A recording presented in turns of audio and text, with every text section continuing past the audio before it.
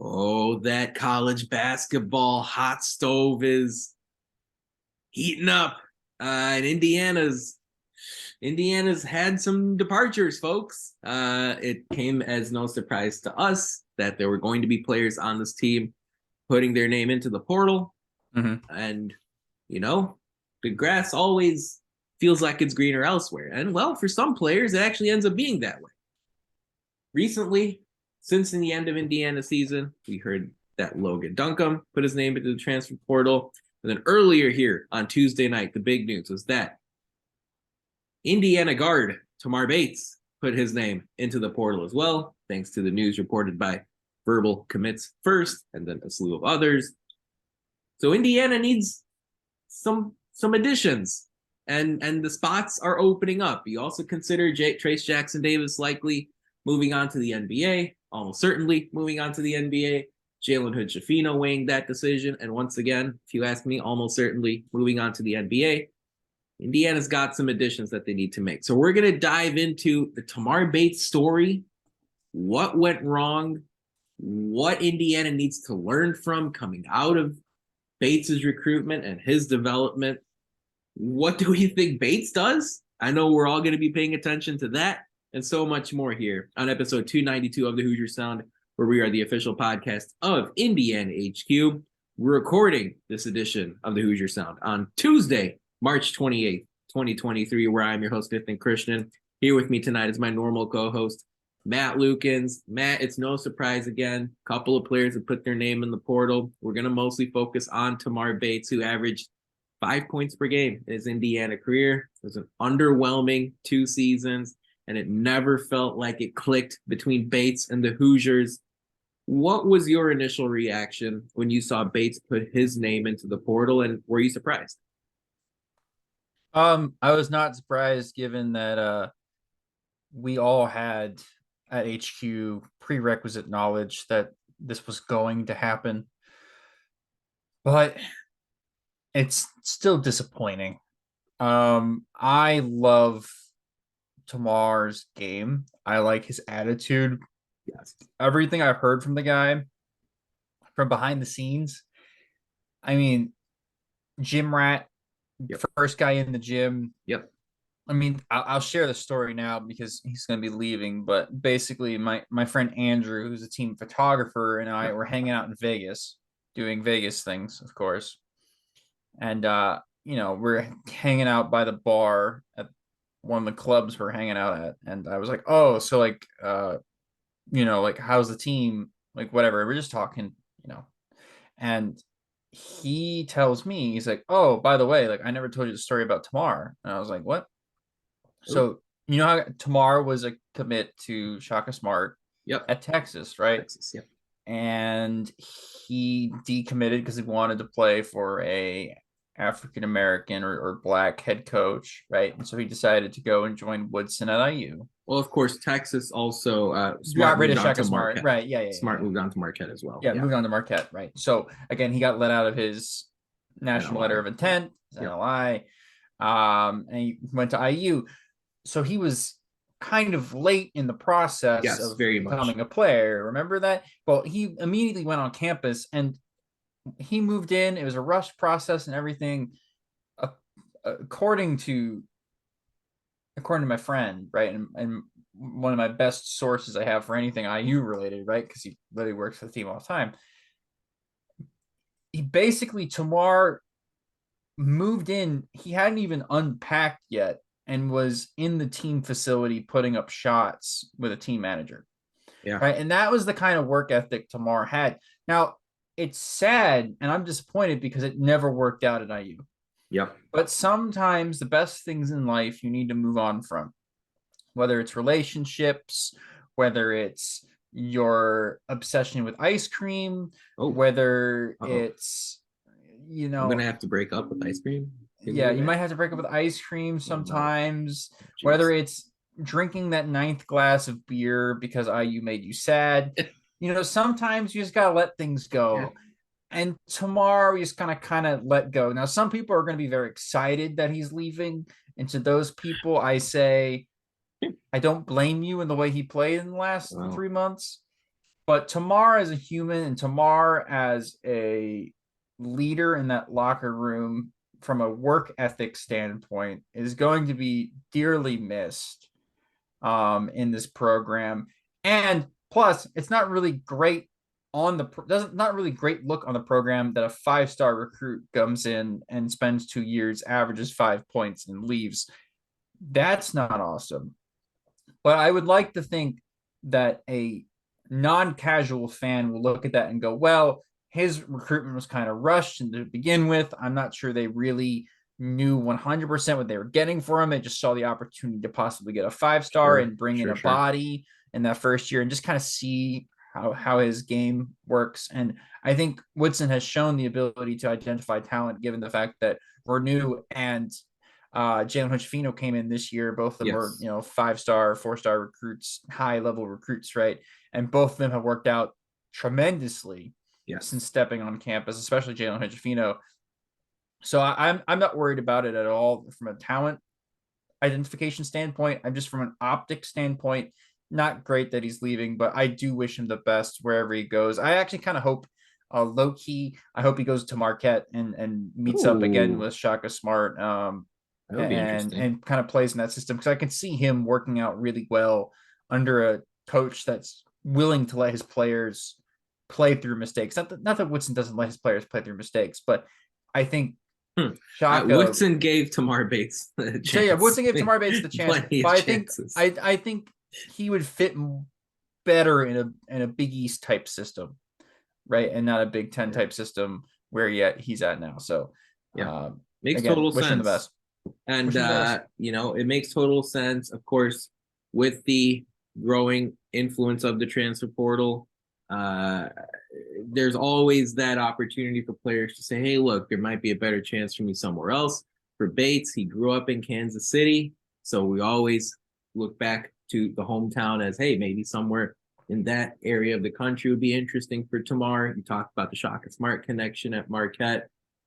There's going to be a long list of schools looking to add him to their basketball team. And I think it's going to range, a wide range from sort of mid-major schools all the way to your cream of the crop blue bloods. I would not be surprised to see a Kentucky or a Kansas or a North Carolina throw their name into the ring, right, with Bates as far as his next stop.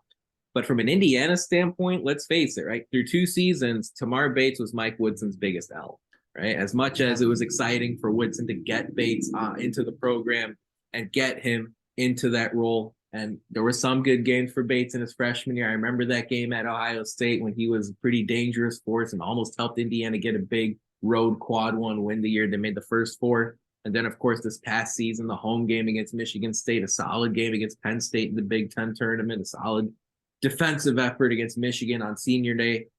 It never clicked. It never worked. And it's so unfortunate because in both of IU's NCAA tournament losses, you desperately needed another guard to step up. And it just never happened. And Mike Woodson gave Bates an chance after chance after chance after chance to make it work. And for whatever reason, the play was too inconsistent. There were some games where he'd score in double figures. There were a lot more where he would score 0 or 1 or 2 or 3. And that's why you're seeing the move. And it's unfortunate because you really do look at college basketball nowadays, and it has to do with guards and shooting and toughness. And Bates, he's someone that you looked at, you said, wow, he really does feel like he checks all 3 boxes. And it never happened between Bates and Indiana. I don't know what happens next with Tamar Bates, right? We've talked about how, yes, he had a quick change of commitment after Shaka Smart went to Marquette.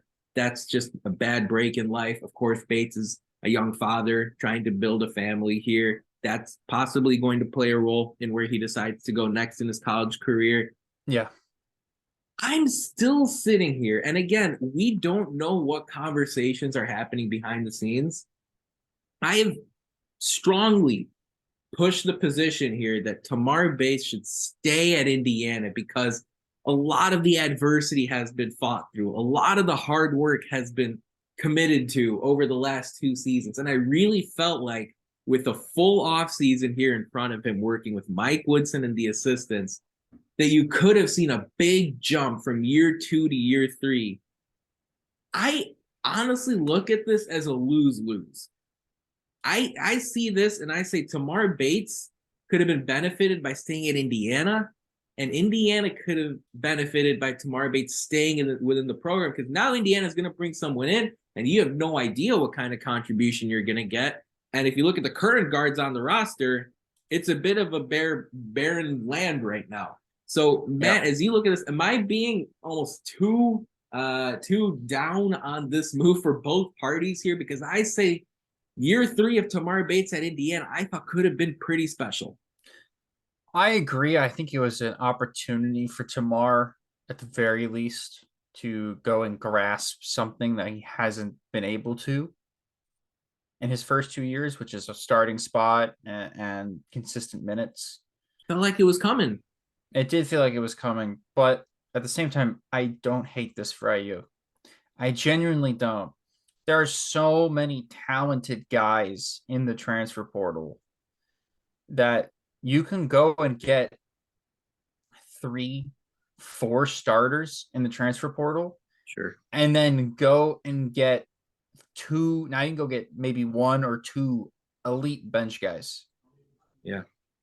Right. And Right. that is going to unlock next year's team. You look around the country, honestly, what stops IU from being UConn? Yeah. No, Right. I hear Like, you. Never what mind Florida Atlantic or San Diego State. exactly? But all these teams are built on transfers that came in this year. Especially go look at UConn's team. Go Yeah. look at UConn's team. It's all transfers. They have Sanogo's what, a junior, Yep. a junior big man, and then they have a second year pro. Now IU, I think, might have a second year pro, not in the guard position, of course. You have Malik Renew, and you have a senior or junior leader that's been in the program in Xavier Johnson. Go get 3 dudes, 3 of the best transfers you can possibly get. Bring them in, build it around the 2 pieces that you have. You have Trey Galloway off the bench. You've got the freshman off the bench. You've got CJ Gunn off the bench. And go get a couple bigs and go get maybe 1 or 2 more extra guards with some experience, and IU can legitimately go Yeah. from Well, having what, like 7 guys, 8 guys on the roster right now, to having a national title contending yes. team next year. It's not unthinkable. It's No. not unfathomable. Not at all. And that's exactly the kind of approach I would look at it. I would look at it as well. UConn's built it that way, and it really feels like Woodson's process right now is get 12 really good players on this roster and then figure out your best 7 as you go. And if that's the strategy that Indiana uses, I'm totally for it. The player you mentioned there in that list of names, Matt, who's returning next year for Indiana, is CJ Gunn. And I think you're going to see now Gunn, who committed to Indiana when Archie Miller was the head coach. You're going to see, I think, correct me if you disagree, added emphasis, added burden, added workload on CJ Gunn's shoulders. I know Indiana's going to go out and try to add some pieces, but it really does feel like CJ Gunn is in for bigger minutes next season. Yeah, I agree. Again, you look at the holes in the roster. This roster currently doesn't have a 2, and CJ Gunn's a 2, right? So I mean, just by the lack of talent and lack of literally bodies on the roster right now, it's looking like it's CJ Gunn time next year. Freshman had some rough moments this year. Part of life, right? Part of growing up, right? Yeah. I would say this. I am still not sold on CJ starting, and that's nothing against CJ. It's more of like, I just think that's a completely unserious roster move to have a sophomore unheralded recruit starting for IU. Like, if you want to win everything next year, you want to go for the Big Ten title, like, it's possible. Oh, it's there. It's for the taking. It's for the taking, but you got to go get guys with experience. You can't just rely on CJ Gunn to develop. This is not This is not 2013 anymore. And I think a lot of the fan base sits here and wants these guys to, I can't wait for a summer of development. And I get it. Like, look, these guys, they commit to the university. You're excited when they come in. You see the promise Of course. in their play as high schoolers. You see their promise in their play when they do play as freshmen. And you want them to just take that next step and be that next guy at Indiana. That's a Hoosier, born and bred, that comes through the program. Like, I don't blame you. Like, I like that. Yeah. Too. But that rarely happens. Rarely happens on the time schedule that you need to win. Okay. And so I'm not saying that I'm selling CJ Gunn. I'm not saying that, like, oh, I think he's gonna, pull a Tamar Bates and transfer next year, right? He's not gonna get any playing time. I think he will get playing time this year off the bench. Yeah. But I don't think you want to rely on him to be a solid minute getter. Like, I think you want him to grow into a role on the team, learn his role, and set himself up as a role player to take a bigger role his junior year, and then take a starring role his senior year, right? That is the what's the word I'm looking for? The ideal progression. Progression. The ideal progression you want for a guard is freshman year, they come in, they have their woes, they play a couple minutes here and there, they hit the weight room. Sophomore year, they're a role player. Junior year, they're a starter. Senior year, they're a star. Right? That is the way you want this to work. So that means he's a role player next year. I don't want him to be a starter. I want to be him to be a guy that gets you 15 minutes a game off the bench.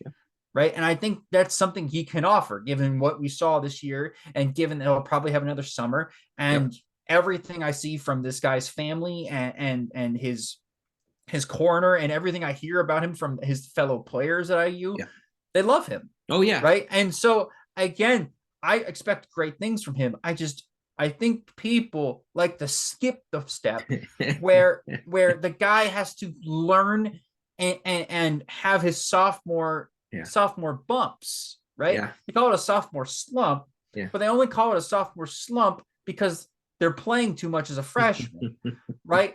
It's more of a sophomore bump, if anything, where you get a little bit of bump up in playing time, and then you finally get to kind of show in a little bit more consistent minutes what you really can do as a basketball player, where you're really going, where is your level of talent.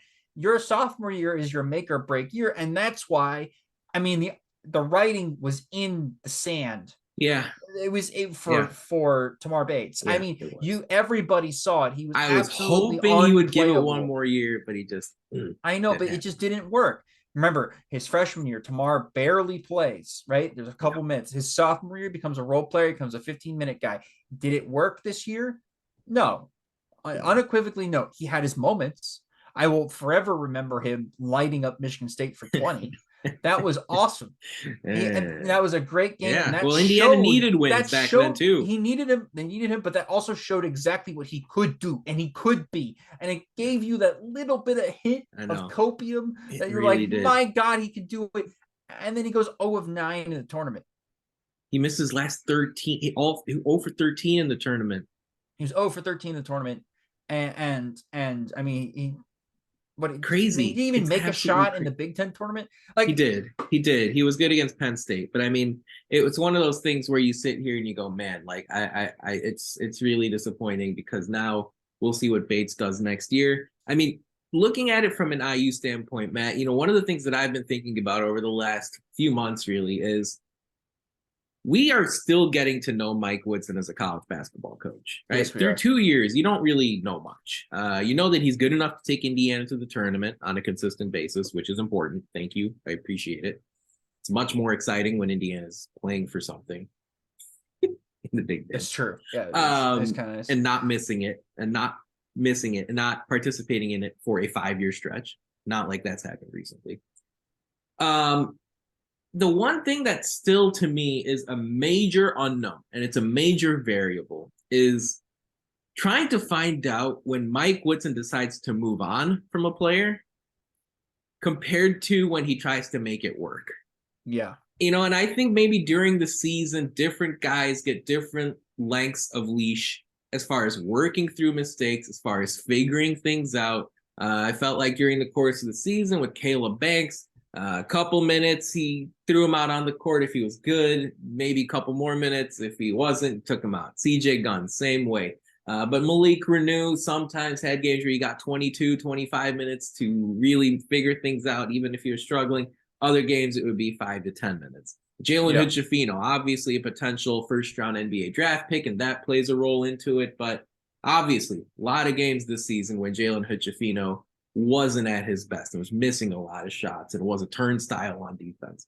Right. So with Woodson, what read are you getting as far as when he decides to push through players and keep them on the court and let them play through their mistakes compared to moving on, whether it's keeping them on the bench during the season or in a couple of cases that you've seen recently with Bates and Duncomb, just the player moving on to the portal? Look, I think Woodson knows what he's doing. Is it instinctual? I think it's instinctual. I think it's from years and years and years of working with young players. Again, he's a guy that was known in the NBA community as a guy that you want to have on your staff if you got young guys. Yeah. Right. Because he's going to work with them to make them better. Yeah. But he's not a cure-all for problems, right? Yeah. He has a certain style and it works with certain players, and some players it doesn't. It worked with the Knicks. Oh yeah. Right. And the Knicks are better for it now because a lot of the young players they had are better because they work with Woodson. Right. Right. And again, I trust his analysis and his staff's analysis, honestly, given all the players they worked with developing.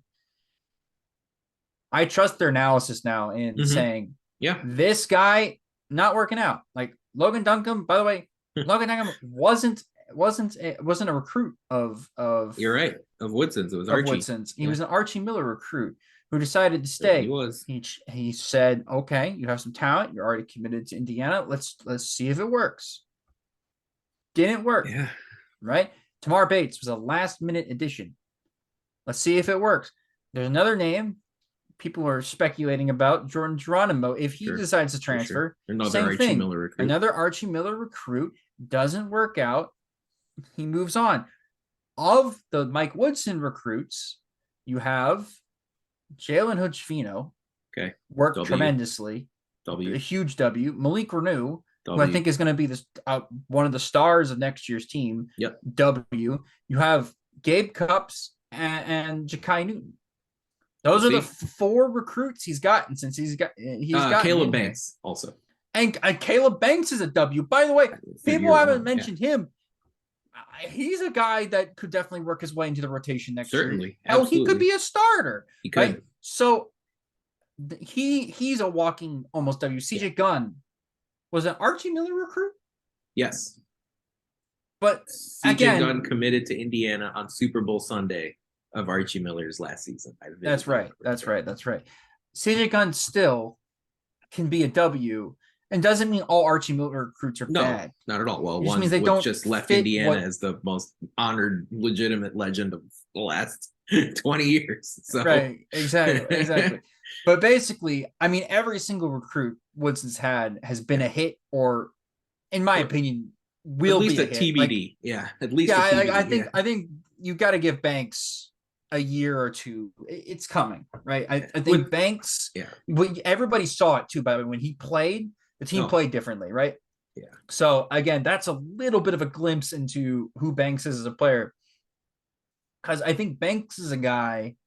This is a side tangent about Banks, but Banks is a guy, one of those guys that makes a team better because he doesn't try to do more than he has to. Yes. You know what I'm saying? Correct. Like, I think eventually at some point he's going to have to learn to be one of the guys. Yeah. But what tells me that he's going to get playing time next year is when he came in and played just good defense and showed an ability to kind of put the ball on the floor and try to get to the rim and try to also was great at rebounding when he was on the court, which, if you ask me, is something that was sorely lacking from the team last season for the most part. Yes. And by the way, I think that again, desire to rebound. That game will be changed. I think it's hilarious saying that the problem of rebounding will be changed given the leading rebounder in the history of the school is leaving. But I think I think what the staff is looking at is playing Malik Renew at the 4 and making him more of a stretch and working on his skills. And we saw him early on in the season take a couple 3-pointers. I have a feeling that is something you'll probably see him do more frequently next year. But him playing as like a 4 on offense and a bit of a 5 on defense is probably something that you will see. And he is a naturally good rebounder. In fact, that was the one thing on the scouting report that from Montverde that came over. Yeah. And that was he's a good post passer and he's a great rebounder and he's got a good motor. If he's got anything other than that, they were talking about him needing to, work on his shot a bit more. They were talking about him needing to work on some of his post moves and get stronger. But he said, universally, he's a guy that just gets rebounds. You don't understand. Like he works angles when he boxes people out. The ball just bounces to him, and that's a good thing to have on your roster. That's a guy you want. So again, if Indiana goes and gets, we're going to talk about him in there, but like a Caden Cedric, or goes and gets a Peyton Sparks from Ball State, right? Probably maybe even both of them, right? Sure. Both of those guys are going to be reliant upon actually going and being a shot blocking threat, being more of a post secondary post defender, being that nuisance that Trace was this year. And then Malik gets to be that rebounder. I thought this year Race Thompson really struggled with rebounding wise. Yeah, for sure. In big games. Yeah. I have a feeling Malik Renew with a year under his belt and then another offseason to work out and get even stronger and get more skilled.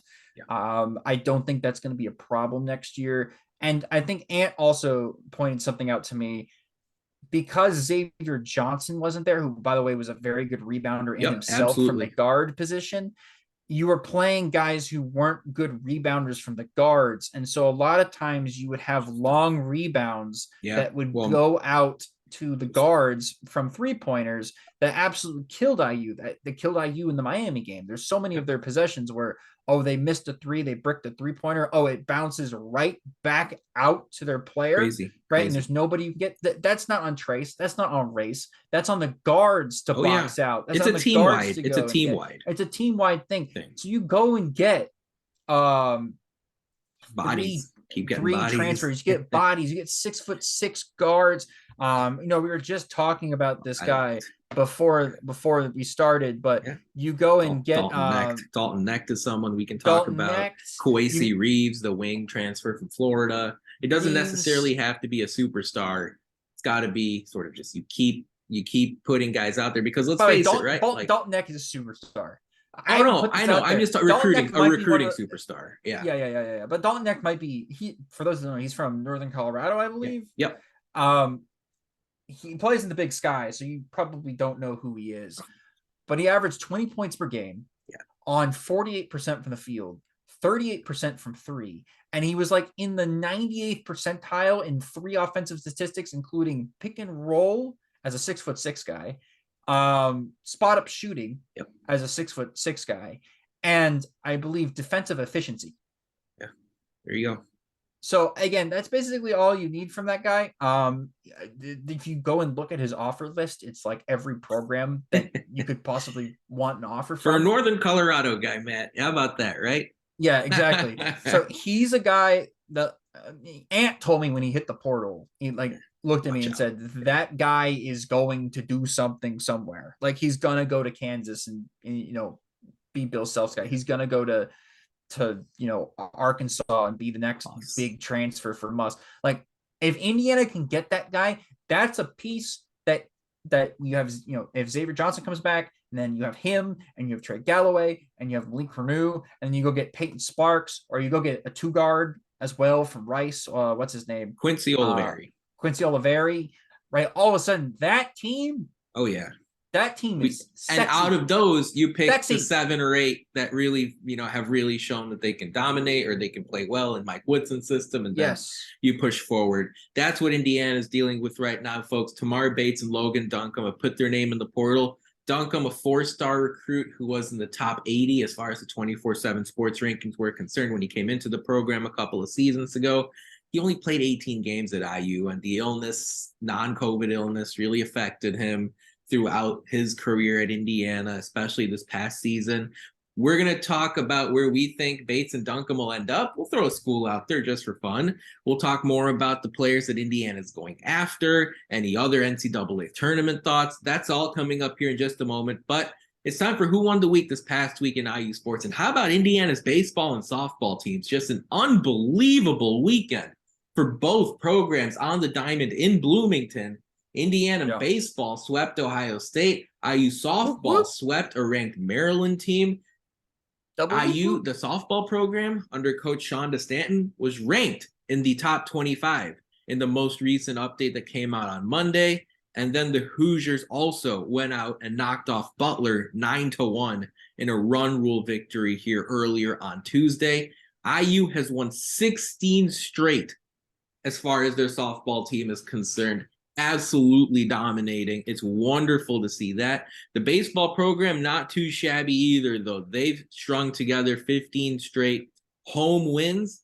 They defeated Kent State earlier today, 4-3. Again, that's coming off of that sweep of Ohio State over the course of the weekend. So Indiana doing big things in baseball and softball. The baseball program, by the way, opened Big Ten play with that sweep of Ohio State. So you absolutely love to see that. Folks, if you enjoy our show, leave us a review, tell a friend, share our links. That kind of support really helps us grow this podcast and reach more passionate IU fans such as yourself. You'd like to subscribe to our podcast for free. All you have to do is search for The Hoosier Sound wherever you listen to podcasts. Stay up to date with all of our information by following us on Twitter at Indiana HQ and at The Hoosier Sound. Matt, you were talking about the different players Indiana was going after. That list is only going to grow, right? As we've talked about on previous episodes of this show, once the Final Four ends this coming weekend, you're going to see some players from those 4 programs put their name into the portal. You're going to get some more coaching changes coming up, which will impact the transfer portal, game. Of course, the big piece to me will be what happens coming out of NBA draft decisions, because you might see some players figure out that they're not good enough for the league. And then they'll say, well, if I'm not good enough for the league, I probably shouldn't be at the school that I was at the last couple of years that didn't make me good enough for the league. And so they'll end up putting their name in too. All in all, a lot of options to choose from. Every big program, every little program going after these players, including Tamar Bates and Logan Duncomb. And this is where I left off just a moment ago. If you ask me, I think Tamar Bates is going to go to another big-time program. And that makes me a little bit nervous for him, actually. When you talk about Marquette, when I look at maybe Kansas State and Jerome Tang going after him after this Final Four, after this Elite Eight run that they just had, I'm a little nervous. I could see maybe a Florida or Florida State going after Tamar Bates and trying to add him to their program as well, coming off of a pretty tough season for both of those programs this past year. And that makes me very concerned because now I'm thinking about a player who may have to unlearn a lot of what he went through at Indiana, as far as Mike Woodson's system, as far as the different jargon and the lingo that system contains, and then having to relearn, or I should say having to learn everything at the new program. And of course, because of how good Bates is, he's not going to go to a low major school. He's going to go to a place where they're playing really good teams every week, especially in conference play. That makes me a little nervous. I hope I'm proven wrong. If Bates wants to, I could see him going to a mid-major school and putting up 16, 18 points per game. I just don't think that's what's going to end up happening. As far as Logan Duncomb, the Cincinnati native, I wouldn't be surprised if he went down the Rob Finney road and went straight to Cincinnati. It wouldn't be the most shocking thing at all. It's a second-year head coach there in West Miller, second or third-year head coach there in West Miller. It's home for Logan Duncomb. It's funny, you saw Jerome Hunter go to Xavier. I don't know if Xavier's the move for Duncomb. I could see him going to Cincinnati, carving out a role there for the next couple of years. Just curious to hear from you, Matt. Any schools in mind for Bates or Duncomb here as they take this next step? Well, I will hammer this home. Marquette for Bates. If he wants to go to a smaller school and get more playing time and get more shots up, I mean, FAU is going to lose a bunch of guys. Ooh. He could do worse than that. I like that. Right. Like I think, former Hoosier Dusty May, May. Yeah, Dusty Dusty May May. would do very well with Tamar, Ah, and kind of keep him in the family, though that's funny. I Dusty, didn't we'll think see if about that. Dusty May's even there next year. But We'll besides the point, see. I think UCF would be a bad idea Hmm. either if he wants to go back. And he was IMG. IMG, if you don't know, is in Lakeland, I believe. Yeah, I think you're right. Yeah. It's like that Lakeland, if you don't know, is like I halfway didn't even between. consider the IMG part, actually. I Yeah, just thought about programs that would be of interest. Yeah. it's halfway between Tampa and Hmm. Orlando, and the Tampa and Orlando schools are USF's Tampa, and UCF is Orlando. Yep. Yep. So both of those schools, and again, Michael Durr's at USF, right? He So is. you could go up meet with Michael Durr. I Michael Dirk played also at both. He's South Florida did to he Indiana to really? UCF. Yeah. Yeah. No, he went back to USF. I thought. No. He started at South Florida, came to Indiana, was an unbelievable year where he stopped Zach Edey twice, Is he at and then UC? I and then thought he he was went at to USF UCF. right now. Nope. Interesting. Guarantee you. Yeah. Interesting. Anyways, why am I So getting really? you're saying Tamar Bates, big school, Marquette, mid major could be Any a of the Central Florida Florida, schools, South any Florida, of the Florida or schools, Atlantic. I mean, like I like that. What I about think Duncombe? Duncombe, I think you hit the nail on the head. I think any of the Cincinnati schools. I honestly don't think Xavier would be a bad spot for him either. Yeah, I don't think so either. Um, I'd like uh, Cincinnati fit a little more, but that's it. Yeah. yeah, I think A I mean you're Mac both. roll. Yeah. I think they're both fine. Maybe it's not Cincinnati, but like maybe it's Ohio, Mm-hmm. Kent right? State, Indiana Kent State, State. Like I feel Toledo. like the MAC level for him would be good because I think he could go in and immediately Yeah. start at that level. And again, these guys just need Can I minutes. They have can the I talent, they just need minutes. can I give you a bold prediction? Sure, go ahead. Logan Duncomb is going to average more points per game ahead his next spot than Tamar Bates. Sit on that. Okay, sit on that. We've also looked at a lot of players, Matt, that Indiana has pursued here. The list, we believe to this point, as of reports before 10 p.m. here on this Tuesday night, Caden Shedrick out of Virginia, Jamison Battle from Minnesota, Peyton Sparks from Ball State. We also have Joe Girard, Puff Johnson, Graham Ike, Nicholas Timberlake, Chris Ledlam, Quincy Oliveri, Dalton Necht, as well as Kawasi Reeves.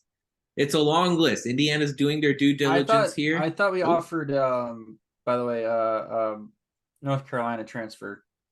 Caleb Love?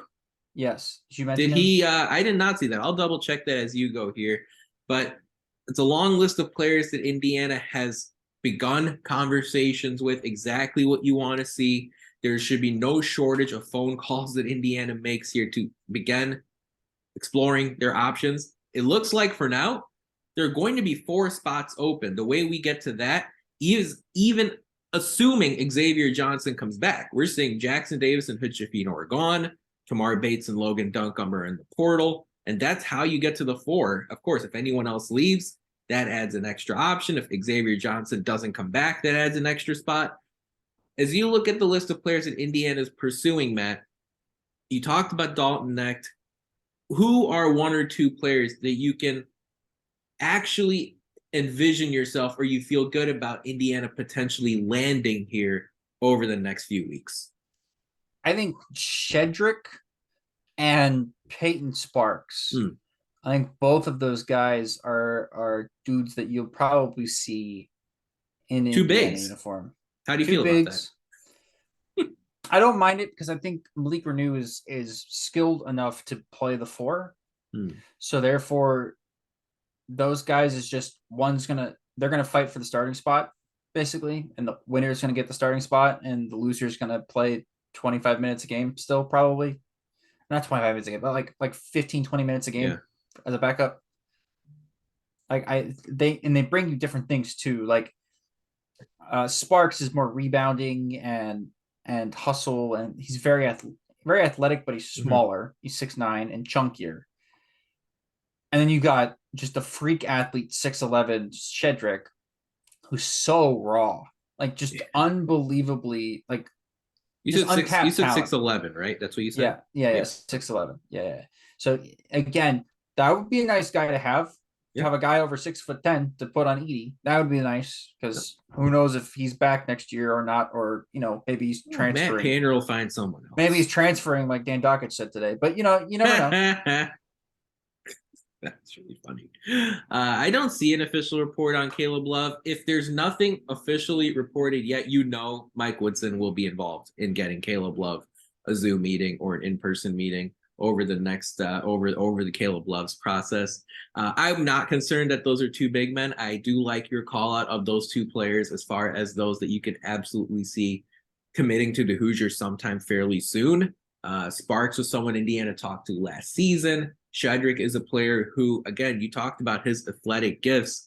He's not someone who'll command the ball in the low post, though. And so you can run pick and rolls. You can run the lob to the rim. He'll block shots. Again, you'll see him match up against opposing bigs, but not someone who's going to bog down your offense as far as demanding the ball 6 feet from the rim and the block.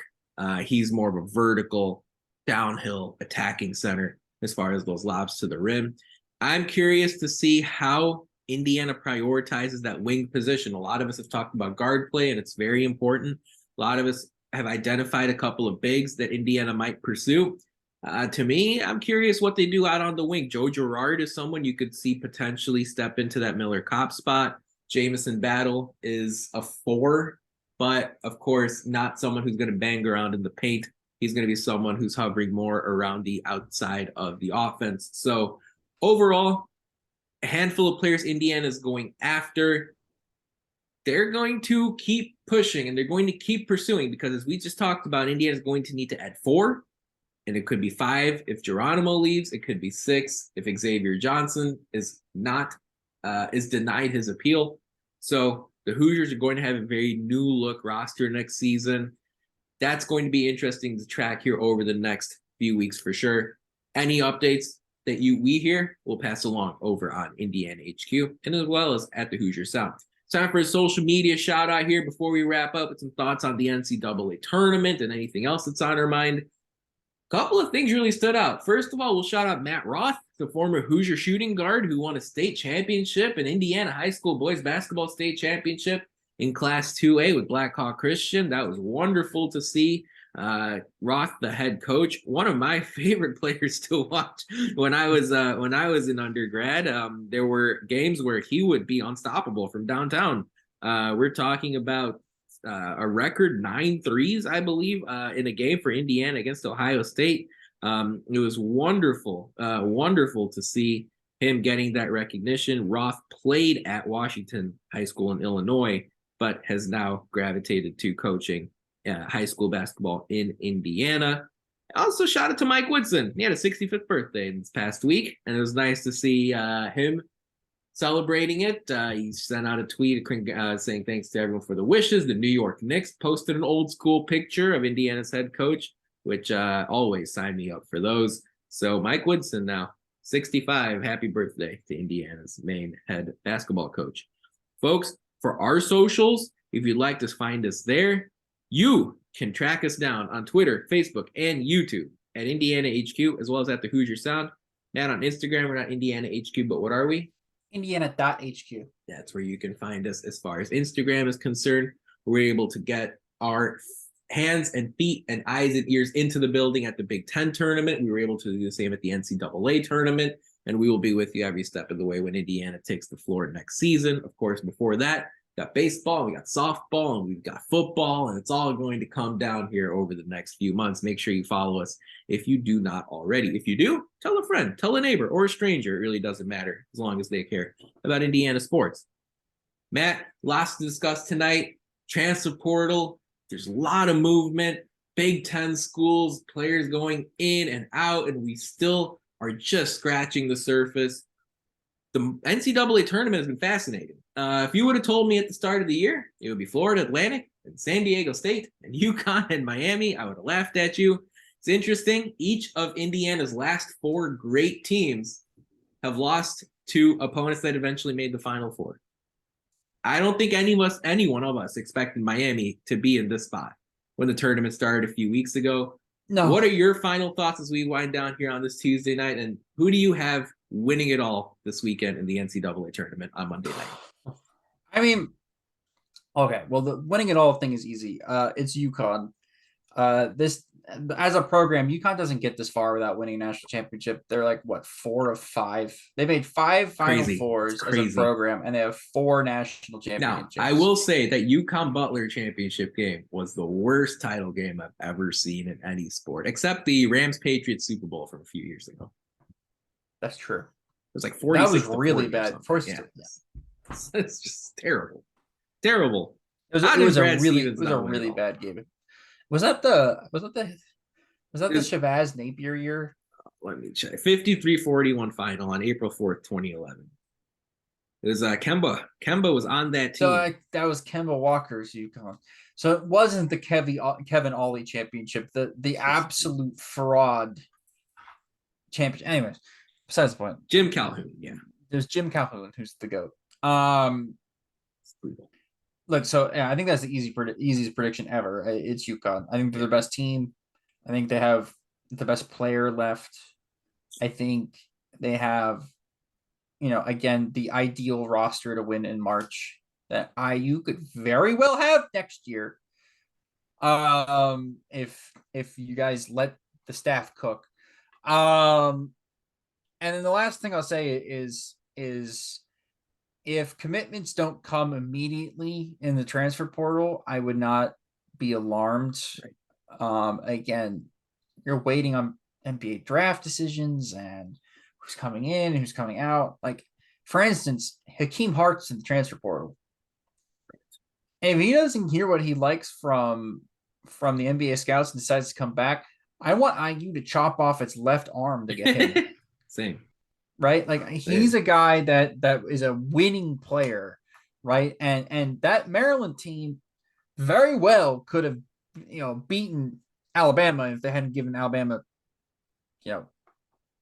every open 3 imaginable. Yep. That game. But again, I like Hakeem Hart, and he's done it at the Big Ten level, so he's a guy, and that's just one example. Like, there's so many other guys testing the portal. Let's see what's happening. Davion McKnight out of Western Kentucky, Joe Girard. We just talked about him. Cormac Ryan's doing the same thing where they're declaring for the draft while also putting their name in the portal. Yeah. So again, I want to see what IU does with that. I think Joe Girard would be hilarious in a Hoosier uniform.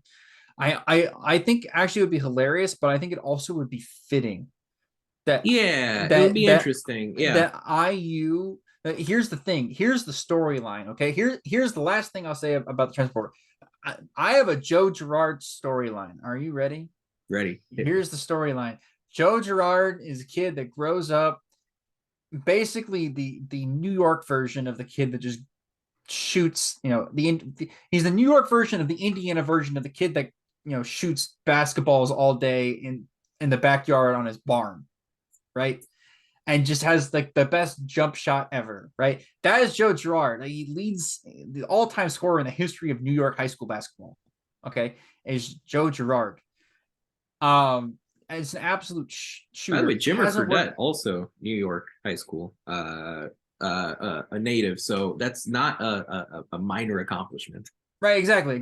So again, it's actually a big accomplishment for him to do, right? And then you add in the fact he goes 3 years and he has some rough years, at Syracuse, and he's supposed to be the guy, and it's never really working out well. Well, the last time IU won a national championship was when? 1987. 1987. With a guy named who as the star player? Keith Smart. Well, Keith Smart won, but Keith Smart wasn't the star player. It was Steve Alford. And Steve Alford plays basketball a lot like Joe Girard. And can you tell me who Indiana beat in the championship game in 1987 to win the national title? It was Syracuse. And can you tell me what program Joe Girard currently plays for? Syracuse. So the storyline is that Joe Girard leads Indiana back to a national championship by becoming Steve Alford 2.0. Food for thought. Makes you think. For me, by the way, just first off, everyone that Indiana is pursuing so far, I think makes sense. In one way or another. I actually don't think there's a single player that I see right now where I'm like, oh, this is ridiculous. What's Mike Woodson thinking? I can't believe he would even offer that guy or talk to that guy. It's funny you say that because Ant literally told me this. He said, I wish I had your staff. And Ant's a Michigan basketball fan. Because all the guys we are pursuing in the transfer portal, Ant likes. Yeah. Other than he's not sold on Joe Girard. Okay. He's not sold on Joe Girard. But other than Joe Girard, he's like, all the guys you guys have offered are the best guys in the portal. It makes sense. Straight up. And it's players, Indiana's not showing any bias as far as young versus old. They're not showing any bias versus big, as far as big school versus small school. Indiana's doing all the right things as far as the players they're choosing. For me, what that leads to is even after the news we got today, which is Tamar Bates is in the portal, and the likelihood, almost certainly, that Trace Jackson-Davis and Jalen Hood-Schifino will be off the roster. When I look at the Big Ten, I once again talk about this conference as a complete dumpster fire. And if Indiana just wants to decide and determine that they want to just always be a top 4, a top 2 program in this league for the rest of eternity, like that's out there for you. You can't, the teams that are still around in the NCAA tournament, they are tough, they play hard, they make shots, and that's really all it takes. It's not rocket science. It's not like you have the Harlem Globetrotters and the U.S. Dream Team in the Final Four right now, okay? You've got good programs that play hard, that have got strong guard play, and they rebound and they communicate. And Indiana can get there. You can absolutely get there. The top spot in this league, or at least a consistent top 2 spot in this league, is up for grabs. Every team in the Big Ten this year was ultimately underwhelming. And that includes Indiana. To sit here and to tell you that Indiana didn't disappoint by losing by as much as they did against Miami, it was unfortunate. It was underwhelming. It was disappointing. You can go out there, find the right guys to help your program, and put the foot to the gas pedal, because you can win this league next year. You can finish in the top 4 next year. You can continue doing that for the next 20 seasons. That's what I'm looking to see out of the Indiana Hoosiers. Because if you do that, you'll eventually get to an Elite 8 or a Final Four, which you have not done since 2002. But folks, that about wraps it up for a 292nd show of the Hoosier Sound. Thank you so much for joining us. We really appreciate your support. Hear more fantastic episodes like the one you heard today. Be sure to follow us at Indiana HQ or at the Hoosier Sound to make sure you don't miss any in the future. You can also go to our website, indianahq.com, to find it all in one place. But as always, thank you for listening, Hoosier Nation, and we will see you next time. Peace and love. Go Hoosiers.